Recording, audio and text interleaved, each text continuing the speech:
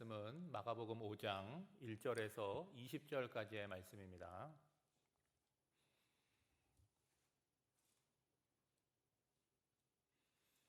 여러분 마스크를 쓰고 있지만 저와 여러분이 한 절씩 교독하면서 좀 읽어보겠습니다. 제가 먼저 1절을 읽습니다. 예수께서 바다 건너편 거라사 이내 지방에 이르러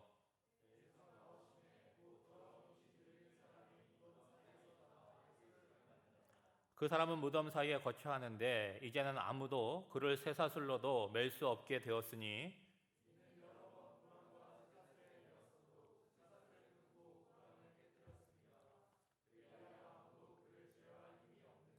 밤낮 무덤 사이에서나 산에서나 늘 소리 지르며 돌로 자기의 몸을 해치고 있었더라.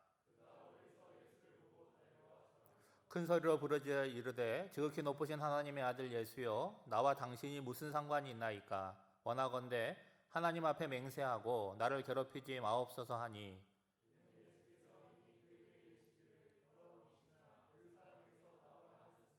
이에 물으시되 내 이름이 무엇이냐 이르되 내 이름은 군대니 우리가 많음이니이다 하고 마침 거기 돼지의 큰 떼가 산 곁에서 먹고 있는지라.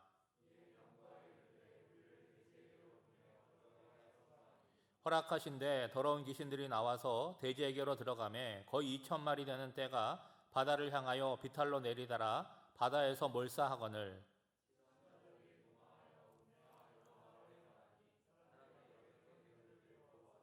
예수께 이르러 그 귀신 들렸던 자 곧 군대 귀신 집혔던 자가 옷을 입고 정신이 온전하여 앉은 것을 보고 두려워하더라.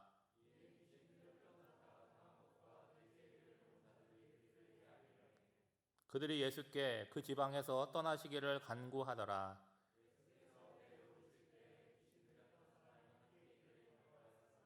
허락하지 아니하시고 그에게 이르시되 집으로 돌아가 주께서 내게 어떻게 큰 일을 행하사 너를 불쌍히 여기신 것을 내 가족에게 알리라 하시니 그가 가서 예수께서 자기에게 어떻게 큰 일을 행하셨는지를 데가볼리에 전파하니 모든 사람이 놀랍게 여기더라. 아멘. 저랑 여러분이 이렇게 마주 이렇게 서게 된 것은 달이 바뀌었다는 거잖아요. 벌써 2021년도 세 번째 달인 3월 달이 되었습니다. 어떻게 여러분들 잘 지내고 계세요? 올해 대학교 입학한 새내기들 입학을 축하합니다. 목사님이 한 가지 좀 권면드릴 게 있는데 대학교 안에 이단들이 되게 많아요. 예. 여러분 사람의 호의는요. 여러분 대학교 들어가면 호의는 짜장면까지입니다. 예. 요리 사주면 의심하고 보셔야 돼요. 예. 제가 농담처럼 얘기하지만 여러분 한 번 잘못 빠지면 빠져나오기가 굉장히 어려워요. 그리고 한 가지 더 권면드리면 하나님이 대학교에 들어가게 하셨잖아요. 한눈 팔지 말고 주어진 것을 현실의 삶에서 열심히 해내는 우리 새내기들 되었으면 좋겠습니다. 오늘 본문은 귀신 이야기잖아요, 여러분. 귀신 하면 어떤 느낌이 드세요? 무섭죠? 웃기다 그런 느낌이 드십니까? 아니잖아요. 여러분 성경에는 귀신 이야기가 많이 나와요. 왜 예수님께서 사역을 하시는데 귀신 이야기가 나올까? 예수님이 하시는 사역을 이렇게 분류해 보면 하나님 나라의 복음을 전파하시잖아요. 가르치시고 복음을 전파하세요. 그리고 또 하나는 병든 사람을 고쳐주세요. 맹인이 눈을 뜨고 안진뱅이가 일어나 걷고 그런 역사가 있습니다. 그리고 예수님의 사역의 중요한 한 부분이 뭐냐? 귀신을 쫓아내는 거예요.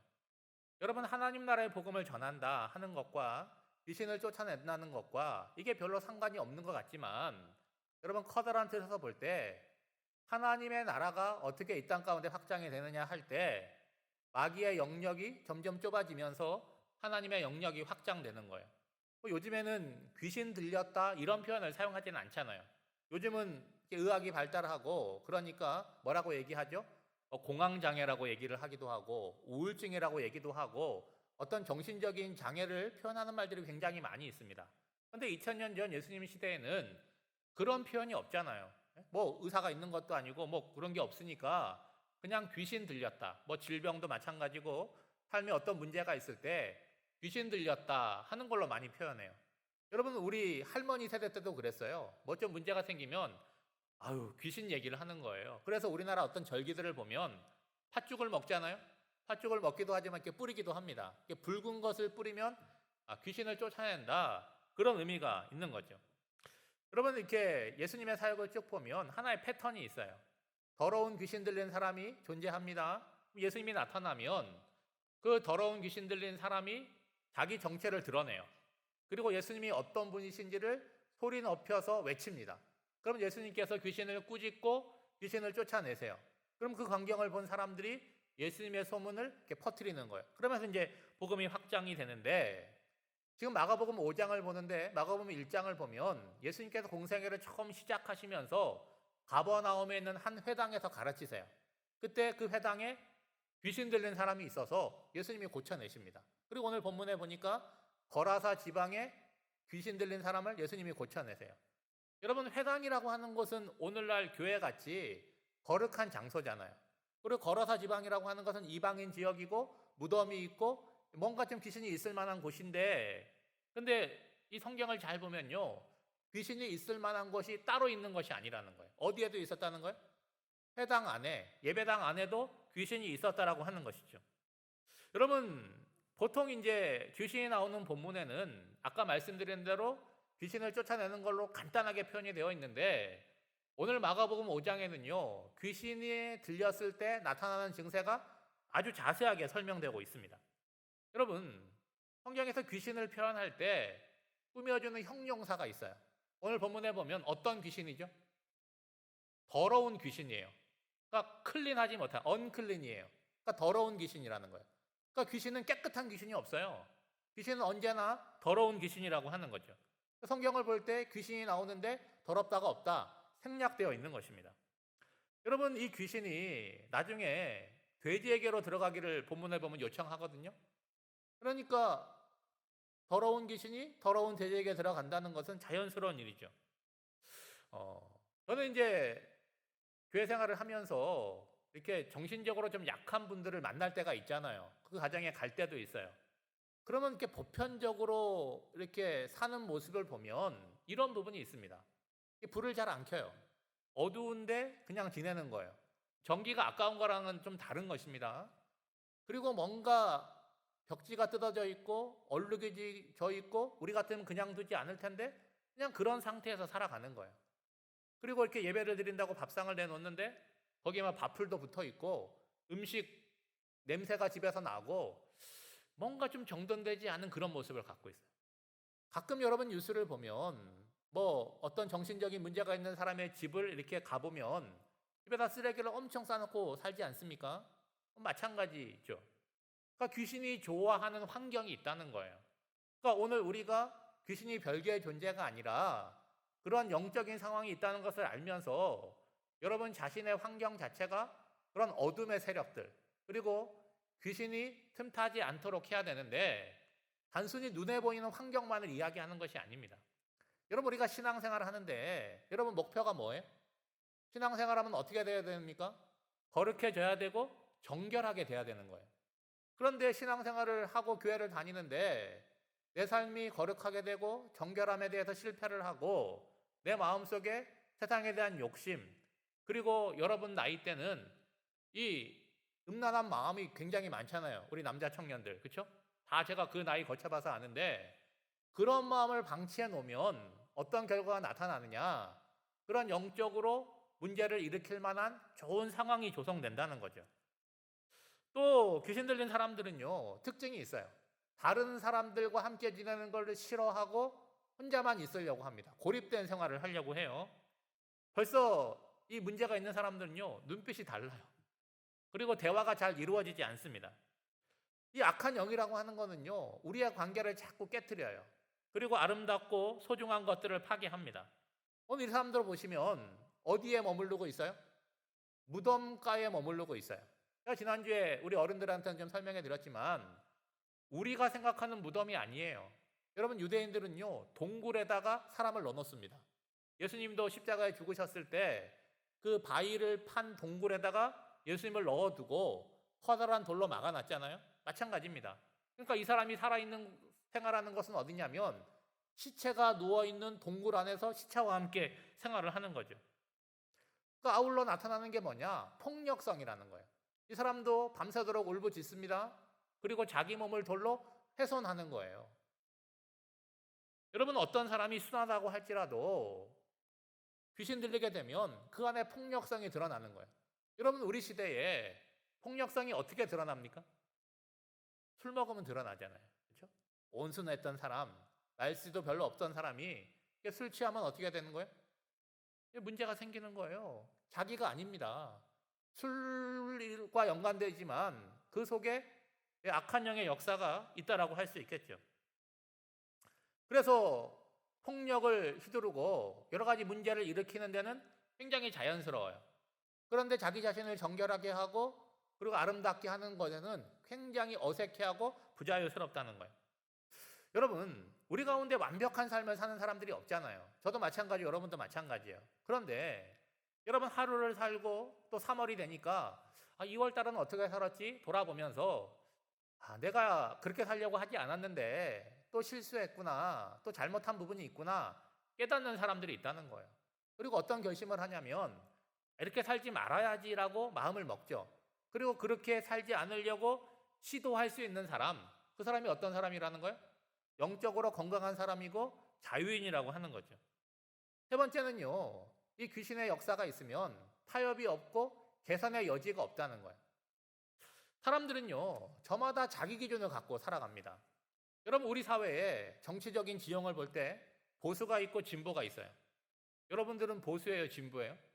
청년들이니까 아무래도 그냥 짐작으로 볼 때 진보가 많겠지만 여러분 우리가 다른 사람이 보수냐 진보냐를 판단할 때 기준이 어디에 있어요? 나한테 있잖아요. 내가 볼 때 아무개는 진보 같아. 내가 볼 때 아무개는 보수 같아. 얘기할 수 있잖아요. 여러분 이게 단순히 어떤 정치적인 지역만 얘기하는 것이 아니라 선과 악에 대한 개념도 그렇습니다.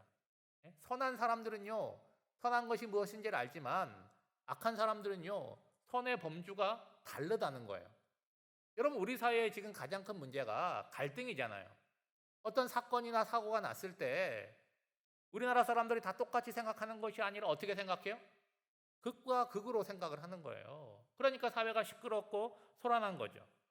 지금 이 사람이 귀신 들렸다라고 하는 것은 더럽고 고립되어 자유를 잃은 상태라는 거예요. 근데 예수님께서 오셔서 이 사람이 온전하게 되었어요? 그러면 다르게 표현하면 뭐예요? 이 사람이 자유를 회복했다라고 얘기할 수 있겠죠. 여러분 여기서 신앙 안에서 참된 자유의 의미가 뭔가 하는 것을 깨달을 수가 있죠. 여러분 우리가 자유라고 생각하는 건 뭐예요? 내 마음대로 하는 게 자유잖아요. 그런데 그런 것이 참된 자유가 아니라 내 인생의 주인 되시는 하나님의 말씀에 내가 순종하고 복종하며 살아나가는 것이 참된 자유다라고 말하고 있는 거죠. 여러분 사도 바울이 고린도 교회에 보내는 편지가 있어요. 고린도 후서 6장 15절 16절 말씀을 보면 믿지 않는 사람과 멍에를 함께 매지 말라고 하면서 이런 얘기를 합니다. 그리스도와 벨리알이 어찌 조화되며 믿는 자와 믿지 않는 자가 어찌 상관하며 하나님의 성전과 우상이 어찌 일치가 되리요. 우리는 살아계신 하나님의 성전이라. 여러분 여기 모르는 단어가 있죠. 벨리알이라는 단어가 나오잖아요. 이거는 무가치하다, 사악하다 그런 뜻이에요. 그래서 구약 성경에 이 벨리알이라는 단어가 나오면 어떻게 번역을 했냐면 불량자 그리고 악인이라고 번역을 했어요. 근데 신약 성경에 와서 이 벨리알이라고 하는 단어는 사탄을 나타내는 고유 명사로 사용이 됩니다. 여러분 좀 전에 읽었던 이 고린도 후서의 말씀에 보면 우리의 정체성이 뭐라는 거예요? 하나님의 성전이라고 얘기하고 있잖아요. 오늘로 얘기하면 뭐예요? 교회라는 거예요. 어떤 교회입니까? 건물로서의 교회가 아니에요. 예수를 믿고 예수를 나의 주인으로 삼고 살아가는 몸으로서의 교회를 이야기하는 거예요. 여러분 예수님께서 여러분의 주인이시고 예수님께서 여러분을 다스린다고 한다면 분명한 것은 뭐예요? 우리의 가치의 기준과 선택의 기준이 분명하다는 거예요. 뭐가 우리의 가치와 선택의 기준입니까? 예수님께서 우리에게 하신 말씀이 우리의 선택과 판단의 기준이라고 하는 거예요. 여러분 오늘 본문도 마찬가지고 복음서를 쭉 보시면 예수님이 나타나시면 귀신의 정체가 드러나고 쫓겨나갈 수밖에 없어요. 그러니까 오늘 우리가 건강한 육체뿐만이 아니라 건강한 정신을 갖고 살아나가려면 먼저 되어야 되는 게 뭐겠습니까? 우리의 삶이 하나님께서 거하시는 거룩한 성전으로 준비되는 거죠. 아까도 말씀드렸지만 이 신앙생활을 한다는 것이 교회에 왔다 갔다 하는 것이 아니라 하나님의 말씀이 내 속에 들어와서 어제보다 오늘 더 깨끗한 사람, 더 거룩한 사람으로 날마다 바뀌어져 가야 된다는 거예요. 여러분, 예수님께서 거라사에 오시니까 이 거라사에 귀신 들린 사람이 어떻게 해요? 예수님께 달려왔잖아요. 그리고 그 앞에 엎드려서 지금 애걸복걸하고 있습니다. 그 얘기는 뭐냐? 사단이 예수 그리스도의 권세 아래에 있음을 의미하는 거예요. 제가 서두에 여러분에게 물어봤잖아요. 귀신 어떻게 생각하냐고. 여러분, 지금 환한 대낮에 교회에 있으니까 귀신 이길 것 같죠? 근데 여러분 혼자 있을 때 캄캄한 밤에 귀신이 여러분을 덮치면 여러분 어떻게 하겠습니까? 생각만 해도 끔찍하지 않습니까? 여러분, 귀신이 두려운 존재예요. 만만한 존재가 아니라는 거예요. 오늘 본문을 잘 보시면 예수님과 귀신이 영적인 싸움을 벌이잖아요. 이미 승부는 기울었어요. 예수님이 승리하시는 싸움인데 귀신이 그냥 승리를 내어주지 않는다는 거예요. 오늘 본문을 잘 보시면 귀신이 3번이나 예수님께 요구하는 바가 있어요. 첫 번째 요구가 뭡니까? 예수님의 권세 앞에 굴복하는 것처럼 보였지만 뭐라고 요구를 하냐면 이런 요구를 합니다. 나를 괴롭히지 않겠다고 하나님께 맹세하라고 요구를 해요. 좀 말도 안 되는 이야기잖아요. 그렇죠? 그런 요구를 지금 마귀가 예수님께 하고 있다는 거예요. 그 요구 어떻게 되었습니까? 예수님이 거부하셨어요. 두 번째 요구를 하는 거예요. 두 번째 요구는 뭡니까? 지금 자신의 땅이고 자신의 영역이라고 생각하는 이 거라사 땅에서 자신을 쫓아내지 말라는 거예요. 예수님이 왜 오신 거예요? 마귀의 권세를 멸하고 하나님의 나라를 확장하려고 오신 건데 그거 하지 말라고 지금 얘기하는 거잖아요. 그러니까 예수님이 거절하셨어요. 그쯤 되면 그만해야 될 텐데 3번째 요구를 하십니다. 이 거라사 지역에는요, 돼지를 기르는 사람들이 많아요. 왜냐하면 로마 군대가 주둔하고 있으니까 로마 사람들 돼지고기 좋아하거든요. 그러니까 유대인들은 더럽게 여기고 가증하게 여기는 돼지를 돈을 벌 목적으로 기르고 있는데 그 돼지에게로 귀신이 들어가기를 원했다는 거예요. 여러분, 이 귀신의 이름이 나오잖아요. 귀신의 이름이 뭡니까? 군대라는 거예요. 군대 귀신이에요. 이 군대라고 하는 거는 여러분 레기온이라고 하는 단어인데 로마의 군대 단위예요. 남자 우리 형제들은요, 군대 갔다 온 형제들 있죠. 대대, 연대, 뭐 사단 이런 거 이름 있잖아요. 바로 그걸 의미하는 거예요. 한 5천 명에서 6천 명의 로마 군인이 모이면 이게 군대고 레기온이라고 하는 거예요. 그러니까 이 사람 속에 있는 귀신은 그냥 하나가 아니라 레기온, 군대 귀신. 그러니까 꼭 5천 개, 6천 개라고 할 수는 없지만 굉장히 많은 귀신이 이 사람 안에 있다는 거죠. 뭘 요구했다는 거예요? 우리로 하여금 돼지에게로 들어가게 하소서. 그런데 예수님께서 허락해 주셨어요. 앞서 2번은 허락하지 않으셨는데. 여러분, 예수님이 허락하셨다는 것은 어떤 의미가 있습니까? 허락할 수도 있고 허락하지 않을 수도 있는 권한이 누구한테 있다는 거예요? 예수님께 있다는 거죠. 청년들은 잘 모르겠어요. 아이들 좀 어릴 때 어때요? 엄마한테 묻잖아요. 나 뭐 먹어도 돼? 뭐 사도 돼? 친구네 집에 갔다 와도 돼? 물어보잖아요. 왜 물어보는 거예요? 허락해야지 가는 거고 허락하지 않으면 못 가잖아요. 그러니까 그 권한이 누구한테 있으니까 물어보는 거예요? 엄마한테 있으니까 물어보는 거예요. 여러분, 귀신이 엄청난 능력을 갖고 있는 것 같지만 누구 허락을 받아야 된다는 거예요? 예수님의 허락을 받아야 된다는 거예요. 여러분, 지금 예수님께서 귀신에게 돼지에게로 들어가라고 허락을 하셨어요. 그랬더니 어떤 일이 벌어집니까? 여러분, 13절 말씀을 한번 보세요. 허락하신데 더러운 귀신들이 나와서 돼지에게로 들어가매 어떻게 됐어요? 거의 2,000마리 되는 떼가 바다를 향하여 비탈로 내리다라 바다에서 몰사하거늘. 귀신이 돼지에게 들어간 순간 어떤 일이 벌어졌다는 거예요? 굉장히 두렵고 무서운 일이 벌어졌다는 거예요. 어떻게 해요? 돼지 2,000마리가 순식간에 언덕을 내려가서 갈릴리 바다에 빠져서 순식간에 다 죽었다는 거예요. 여러분, 군대 귀신이라고 하는 의미를 알겠어요? 예? 최소한 귀신이 몇 개예요? 2,000개가 넘었다는 거잖아요. 그러면 여러분, 혹시 이런 질문이 생깁니까? 귀신이 돼지에게로 들어갔는데 돼지가 물에 빠져서 죽었어요. 그러면 귀신은 어떻게 되었을까요? 귀신도 죽었을까요? 그런 의문이 안 생기세요? 여러분, 귀신은 육체적인 존재가 아니잖아요. 그러니까 죽을 리가 없는 거죠. 돼지 2천 마리가 물에 빠져 몰살하게 되었을 때 그 순간 귀신은 빠져나와서 다른 곳으로 갔겠죠. 그러면 여러분, 우리 화나지 않습니까? 그냥 빠져나가면 될 텐데 왜 돼지 2천 마리를 다 죽이는 희생을 치르고 귀신이 빠져나갔느냐 하는 것이죠. 여러분, 경제학 용어 중에 승자의 저주라는 말을 혹시 들어보셨습니까? 예? 승리를 거두었는데 저주라는 말이 어울리지 않지만 승리를 얻는 과정 가운데 엄청난 비용과 손해가 발생한 경우를 여러분 승자의 저주라고 표현하잖아요. 다른 말로 하면 뭐예요? 상처뿐인 영광이라고 표현하겠죠. 예수님께서 군대 귀신을 몰아냈어요. 이 사람은 언제나 졌습니다. 이겼어요, 졌어요? 이겼잖아요. 근데 그 과정에서 어떤 일이 벌어졌습니까? 돼지 2천 마리가 희생당하는 엄청난 비용이 발생했다는 거예요. 여러분, 우리가 복음사서 만나는 예수님은요, 다른 사람을 도와주면 도와줬지 피해를 주는 분이 아니라는 걸 알고 있잖아요. 여러분, 돼지 2천 마리 돈으로 계산하면 얼마인지 아세요? 돼지, 여러분 고기 비싼 거 아시죠? 예. 돼지 한 마리 50만 원 잡으면 10억이에요. 예? 그러면 돼지 값이 얼마냐에 따라서 이 금액은 얼마나 커질지 모르는 거예요. 최소한 10억이라는 거예요. 여러분, 그뿐이 아니에요. 돼지 2천 마리가 물에 빠져 죽으면 그걸로 끝납니까? 그거 건져내가지고 어떻게 정리를 해야 될 거 아니에요.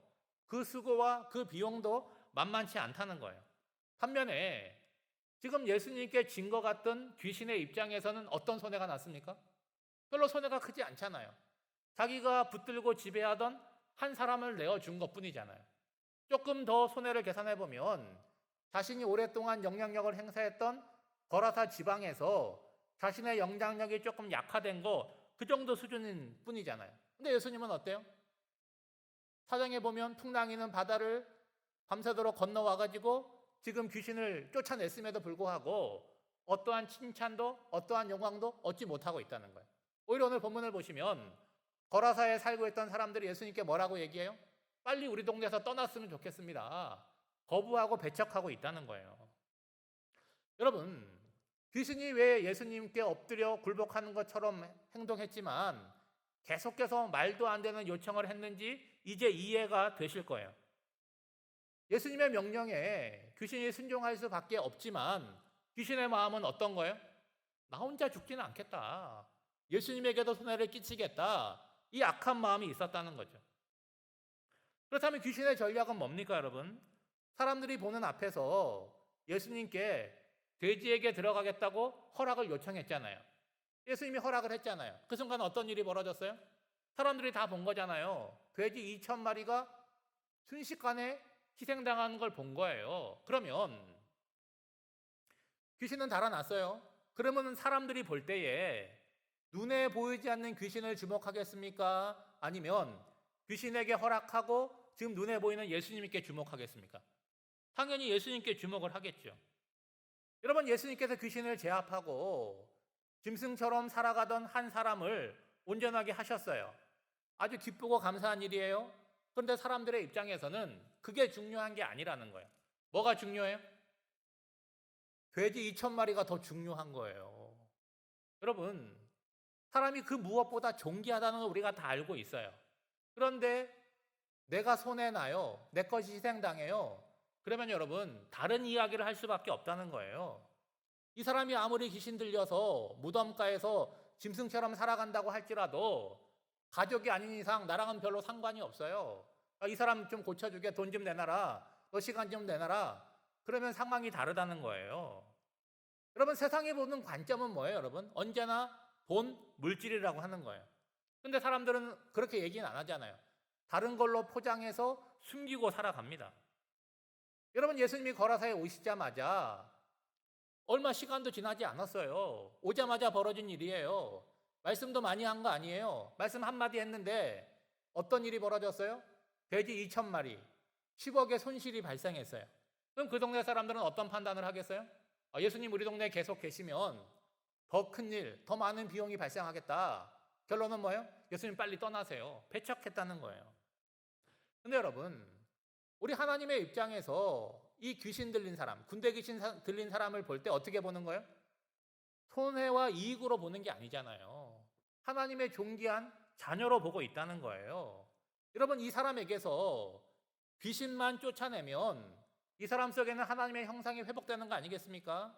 그러니까 세 번째 요청, 우리로 하여금 돼지에게로 들어가게 하소서, 그걸 허락하신 것은 귀신을 위해서 허락하신 것이 아니라 이 사람을 힘들게 만들고 있고 짐승처럼 만들고 있는 그 악한 귀신을 쫓아내기 위해요. 그러니까 다시 말해서 이 사람을 위하여 어떻게 하신 거예요? 허락하셨다는 것을 알 수가 있는 거죠. 여러분, 세상 사람들은요, 돼지 2,000마리, 아니 10마리가 더 소중한 거예요. 근데 하나님의 입장에서는요, 한 영혼의 가치는요, 돼지 2,000마리가 아니라 2만 마리와도 비교할 수 없다는 거예요. 하나님은 우리를 어떻게 여기세요? 천하보다 귀하게 여기신다는 거예요. 여러분, 세상의 기준으로 보면요, 우리의 가치는 어때요? 똑같지 않아요. 상대적입니다. 여러분, 미국 사람하고 저기 가난한 나라 사람하고 똑같지 않잖아요. 우리들도 마찬가지잖아요. 키가 몇이냐? 학교는 어디 다니냐? 학점은 어떻게 되냐? 건강하냐? 무슨 사람을 소고기 등급 매기듯이 다 등급을 매기잖아요. 그렇지 않습니까? 그런데 하나님이 보실 때는 어떻다는 거예요? 우리가 어떤 상황에 있고 어떤 형편이 됐든지 간에 다들 존귀한 하나님의 자녀로 인정을 하고 계시다라고 하는 거죠. 여러분, 친구가 어떤 물건을 하나 사가지고 왔어요. 그러면은 친구가 자랑하기도 하고 우리가 보고 알잖아요. 뭐라 그러죠? 야, 새 거 산 거야? 좋다. 그리고 마지막에 뭐 물어봐요? 얼마짜리야? 물어보잖아요. 여러분, 세상의 모든 가치는요, 내가 얼마를 지불했느냐에 달려 있는 거예요. 제가 예전에 신학교 다닐 때 후배 하나가 뭐 사가지고 오면 저한테 와서 그랬어요. 형, 이거 얼마짜리인 줄 알아? 제가 어떻게 알겠어요? 그러면 그 친구가 늘 그렇게 얘기했어요. 이거 5만 원짜리인데 내가 5천 원 주고 샀다, 이렇게 얘기해요. 싸게 산 거잖아요. 그럼 제 마음속에 어떤 생각이 드는지 아세요? 5천 원짜리구만. 맞잖아요. 얼마짜리가 중요한 게 아니라 내가 돈을 주고 산 게 그 물건의 가치라고 하는 거예요. 여러분, 이 사람 귀신 들렸어요. 그런데 어떻게 온전해졌습니까? 돼지 2,000마리를 희생하고 온전해졌잖아요. 이 사람은 얼마짜리예요? 돼지 2,000마리 값만큼 값어치가 있는 거잖아요. 근데 여러분, 하나님 앞에서 우리의 가치는 그 정도 수준이 아니라는 거예요. 저와 여러분을 구원하시기 위해서 하나님이 뭘 지불하셨습니까? 독생자인 예수 그리스도를 이 땅에 보내셔서 십자가에 죽게 하심으로 저와 여러분을 죄와 사망에서 건져내셔서 구원하셨잖아요. 그럼 우리 얼마짜리입니까? 우리 얼마짜리예요? 하나님의 아들이신 예수님의 가치가 우리에게 있는 거예요. 여러분, 세상에서 우리가 살아갈 때 여러분, 대학도 그렇고 취업도 그렇고 청년들 살기 힘들잖아요. 하물며 화도에 사는 청년들은 얼마나 힘들겠어요. 그렇죠? 근데 여러분, 하나님 앞에 우리의 가치는 세상이 말하는 가치와는 다르다는 거예요. 여러분, 자꾸 세상이 말하는 논리에 내가 빠져들면요, 나는 어떤 사람 되는 거예요? 무가치한 사람, 별 볼 일 없는 사람 되어버리는 거예요. 그럴 때마다 여러분, 말씀을 생각하시고 하나님을 생각하셔야죠. 내가 어떤 사람인지 알아? 하나님의 아들 예수 그리스도를 값주고 산 존귀한 존재야. 그 자부심이, 그 자존감이 우리에게 있어야 된다는 거예요. 여러분, 이 더러운 귀신 들렸던 사람에게 귀신을 분리해내니까 어떻게 되었습니까? 온전해졌어요. 여러분, 15절 말씀을 보세요. 예수께 이르러 그 귀신 들렸던 자, 곧 군대 귀신 집혔던 자가 옷을 입고 정신이 온전하여 앉은 것을 보고 두려워하더라. 여러분, 이 한 사람이 온전해졌어요. 그렇지만 예수님에게는 어떤 일이 벌어진 거예요? 거라사 지역에서 복음을 전할 수가 없게 된 거예요. 그러니까 아까도 말씀드렸지만 분명히 마귀에게 승리를 거두었는데 복음을 전할 수 있는 기회를 놓쳐버린 거죠. 여러분, 18절 말씀을 보시기 바랍니다. 예수께서 배에 오르실 때에 귀신 들렸던 사람이 함께 있기를 간구하였으나 예수님은 거라사를 떠나는 거예요. 근데 어떤 일이 벌어졌습니까? 이제 정신이 온전해서 자기 존재를 회복한 사람이 예수님께 뭐라고 얘기한 거예요? 저는 남은 인생을 예수님을 위해서 살겠습니다. 무슨 얘기예요? 제자가 되겠다는 그런 얘기를 하는 거예요. 여러분, 예수님이 이 사람 데리고 다니면 손해날 거 있습니까? 없잖아요. 어디를 가든지 이 사람 앞에 세워가지고 야, 먼저 간증 한번 해봐라. 내가 너한테 어떻게 했는지. 그럼 이 사람이 쫙 간증을 할 거 아니겠어요? 근데 예수님께서 뭐라고 말씀하십니까? 허락하지 아니하시고 집으로 돌아가라고 말씀을 하세요. 19절입니다. 허락하지 아니하시고 그에게 이르시되 집으로 돌아가 주께서 내게 어떻게 큰 일을 행하사 너를 불쌍히 여기신 것을 내 가족에게 알리라 하시니. 여러분 어때요? 이 사람은 어떤 사람이었습니까? 거라사 지방에서 되게 유명한 사람이었어요. 뭘로 유명한 사람입니까? 귀신 들렸다라고 하는 것, 짐승처럼 살아가고 있다는 부정적인 이미지로 유명한 사람이었어요. 그렇죠? 근데 예수님 만나가지고 온전해지니까 이제는 뭘로 유명해지는 거예요?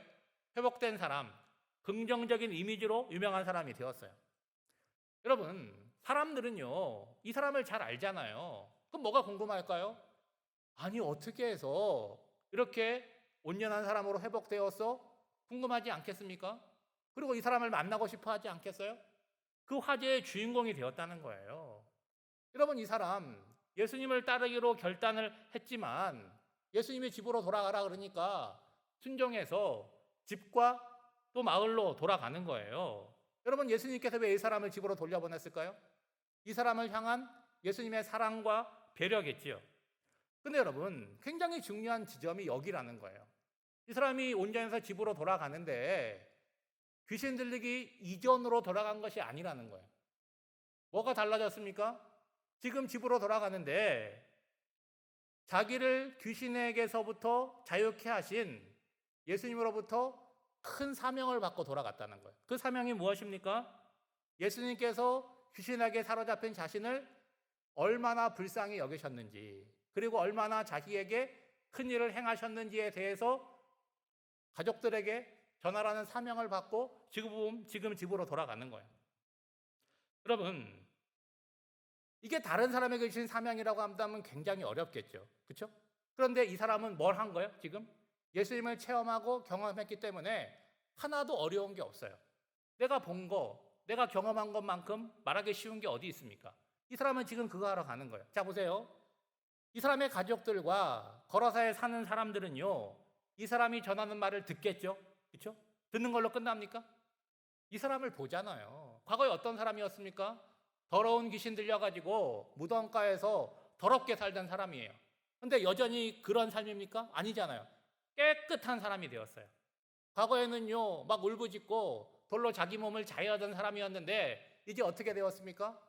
온유함이 드러나고 사랑과 용서와 배려의 사람으로 변화된 것을 보고 어떻게 하는 거예요? 놀라는 거죠. 너가 어떻게 이렇게 되었느냐? 그럴 때 예수님께서 나를 찾아오셔서 이렇게 해주셨어. 누가 드러나는 거예요? 예수님이 드러나게 되는 것이죠. 여러분 20절 말씀을 보세요. 그가 가서 예수께서 자기에게 어떻게 큰 일을 행하셨는지를 데가볼리에 전파하니 모든 사람이 놀랍게 여기더라. 여러분 이 사람의 집은 어디에 있어요? 거라사에 있잖아요. 그런데 이 사람이 자기 집에 가서 가족들에게 전하는 걸로 끝나지 않고 어떻게 했다는 거예요? 데가볼리에까지 자신이 경험한 예수님을 전했다는 거예요. 여러분 데가볼리라고 하는 거는요, 도시의 이름이 아닙니다. 마을의 이름이 아니에요. 여러분 데가볼리라고 하는 건 합성어인데 데카라고 하는 단어와 폴리스라고 하는 단어가 합쳐진 거예요.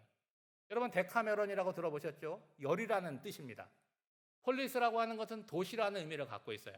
그러니까 이 데가볼리라고 하는 거는 10개의 도시 연맹을 가리켜서 이야기를 하는 거죠. 여러분 예수님 당시에 데가볼리는요, 로마 제국의 동쪽 끝에 위치하고 있었습니다. 그리고 이 지역에는요, 유대인보다는 그리스에서 이주한 이방인인 헬라인들이 많이 사는 그런 동네였어요. 그러니까 여러분 쉽게 이해를 하자면 이 거라사 지방이 화도라고 한다면 데가볼리는 어디겠어요? 남양주시를 이야기하겠죠. 여러분 예수님께서 이 거라사 지역에 복음 한번 전하지 못하고 배를 타고 떠날 수밖에 없었습니다. 마치 마귀의 계략에 진 것처럼 보였어요. 그런데 어떤 일이 벌어졌습니까? 예수님을 경험한 한 인생의 입을 통해서 자기 집과 거라사뿐만이 아니라 어디까지 복음이 전파됐다고요? 데가볼리 전역까지 예수님의 복음이 전파되어 버렸다라고 하는 것이죠. 사랑하는 청년 여러분, 이제 코로나로 우리가 이렇게 한 1년 지나고 보니까 세상이 교회를 어떻게 생각하는지를 알게 되었잖아요. 기독교가, 교회가 얼마나 부정적인 이미지가 컸는지를 우리가 알게 되는 거예요. 여러분, 근데 중요한 건 뭐냐? 그것이 예수님의 문제는 아니라는 거예요. 그것은 교회의 문제이고 우리의 문제이지 예수님이 변하셨거나 예수님의 능력이 약화된 것은 아니라고 하는 거예요. 오히려 저는 장점이 있다고 생각을 해요. 그동안 우리가 우리 스스로를 너무나 모르고 지냈잖아요. 근데 코로나를 통해서 세상이 우리를 볼 때 어떻게 보는구나. 우리는 부정적인 이미지구나. 비난을 받는 이미지구나 하는 것을 우리가 깨닫게 되었다는 거예요. 여러분, 성경을 보아도 마찬가지고 지나간 기독교 2000 역사를 볼 때 여러분, 많은 그리스도인들이 힘을 모아서 뭐를 한 게 아니에요. 오늘 거라사에 귀신 들렸다가 온전케 된 이 한 사람처럼 소수의 사람들이 예수님을 경험하고 체험한 은혜를 전함으로 인해서 한 가문이, 한 동네가, 한 민족이 구원을 얻는 역사가 일어나게 되었다는 거죠. 여러분, 그 능력이 어디서 나오는 것입니까? 성경을 단순히 읽는 것에서 나오는 것이 아니라 살아계신 하나님을 만나고 경험하고 체험하면서 나온다는 거예요. 세상이 교회를 비난하고 부정적으로 본다고 할지라도 우리가 직접 경험한 하나님의 사랑과 예수 그리스도의 능력은 부정할 수가 없는 거예요. 여러분, 여러분의 가정은 복음화가 되었습니까? 아니면 여러분은 가정에서 어떤 위치에 계세요? 오늘 주님께서는 우리에게 뭐라고 말씀하십니까? 집으로 돌아가라고 말씀하시는 거예요. 여러분의 믿음의 시작, 복음의 기초가 되는 곳은요, 바로 여러분의 가정이에요. 여러분의 가정이 하나님의 은혜로 충만해지고 그 안에서 말씀과 기도로 가득하게 되고, 그리고 그것이 여러분이 나갈 때 여러분을 따라 붙어서 여러분의 학교와 직장 가운데 확장되는 것이 무엇입니까? 바로 대가벌리에 복음을 전하는 것과 마찬가지라는 거예요. 사랑하는 우리 청년 여러분들이 2021년 올 한 해 동안 주님의 은혜로 더 거룩해지고 더 정결해지기를 원합니다. 그래서 악한 원수마귀가 여러분에게 틈타지 않고 오히려 여러분을 통해서 복음이 확산되는 역사가 일어나기를 주님의 이름으로 축복합니다. 기도하겠습니다. 사랑의 하나님, 귀신 들린 사람을 볼 때마다 우리와는 아무런 상관이 없다고 생각했지만 우리 역시도 유혹과 죄에 취약한 존재임을 고백합니다. 주님이 나를 찾아오심으로 경험한 놀라운 은혜와 사랑을 기억하며 오늘 내 마음으로부터 그것이 시작되게 하시고 내가 살아가는 우리 가정을 통하여 확장될 수 있도록 도와주시옵소서. 오늘 내 입에서 나가는 말과 행동이 나를 통과한 예수 그리스도를 전파하는 소중한 도구가 되게 하사 청년의 때를 살아가지만 나 한 사람을 통하여 하나님의 나라가 날로 더 확장되게 하여 주시옵소서. 예수님의 이름으로 기도하옵나이다. 아멘.